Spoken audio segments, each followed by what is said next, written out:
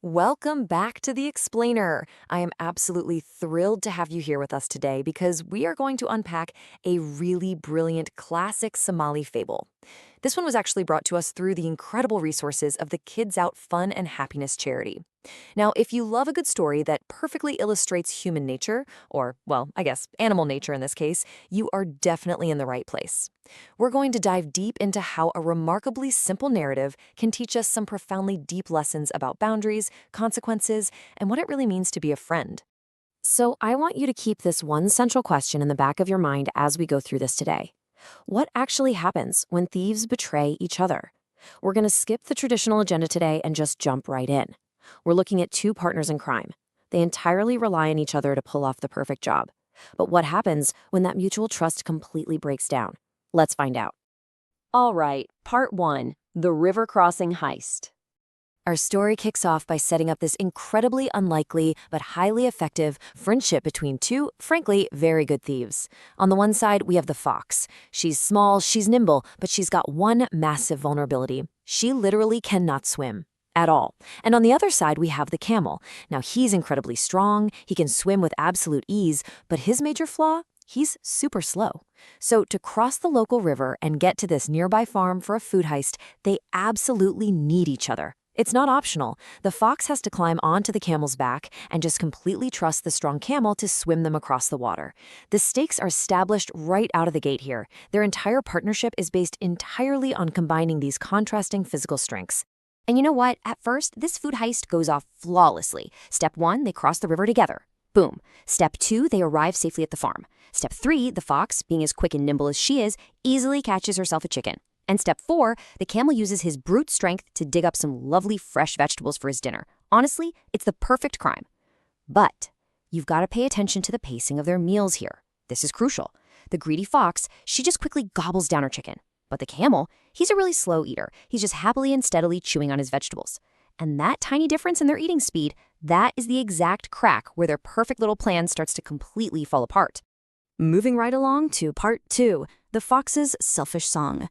So the whole inciting incident basically boils down to this one incredibly selfish statement from the greedy fox. She says, "When I finish eating, I am accustomed to singing." I mean, just notice how incredibly self-centered that is. She's gobbled down her food, she's totally satisfied, and now she just wants to do what she always does, right? But the camel explicitly warns her. He literally tells her, "Do not sing just yet. I have not yet finished eating, and if you sing, then the farmer will hear you." He just asks her to wait a few minutes until he's done so they can head back home safely. But does the fox listen? Nope. She completely disregards his safety and starts belting out a song at the very top of her lungs, purely because it's her custom. Which brings us to part 3, the farmer strikes. Bam! The peace of the farm is totally shattered. The direct consequence of the fox's stubborn decision to sing happens almost instantly. The farmer hears this loud singing, obviously, and comes sprinting straight out of his house, waving this massive stick in the air, just shouting in absolute anger. It is immediate chaos. The fox's completely unnecessary, selfish singing has literally just brought a disaster right to their doorstep. Now, this right here brilliantly illustrates the real tragedy of the whole situation. Because the fox is so small and nimble, what do you think she does? She just bolts. She runs away easily and completely escapes the angry farmer. But the poor camel, well, as we already know, he's slow.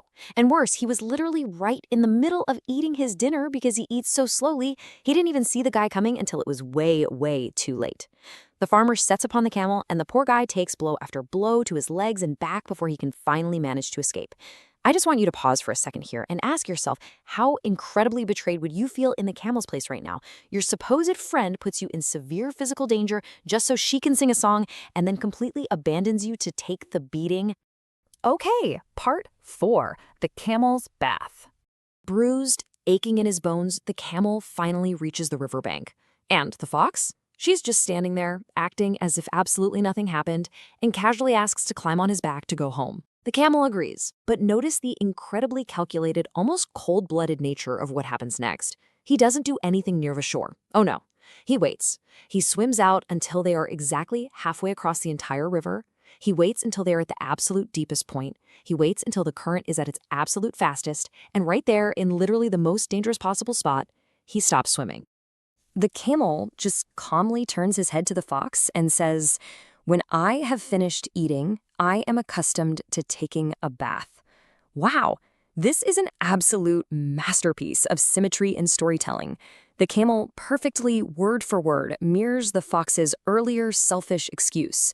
I mean, the fox caused him serious physical pain because of her custom of singing, right?